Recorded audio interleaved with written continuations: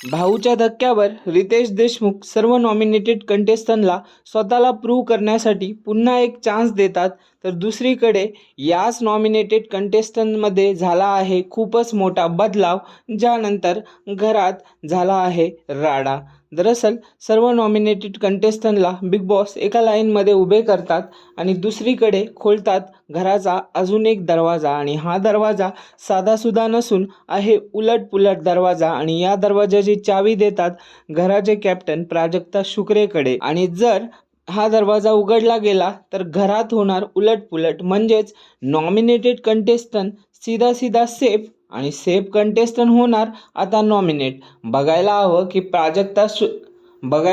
की प्राजक्ता शुक्रे ही deal accept करते की बिग बॉस या डीलमध्ये आणतात अजून ट्विस्ट आणि घरात होतो राडा. हे जाणून घेण्यासाठी आजच चॅनलला सबस्क्राईब करा.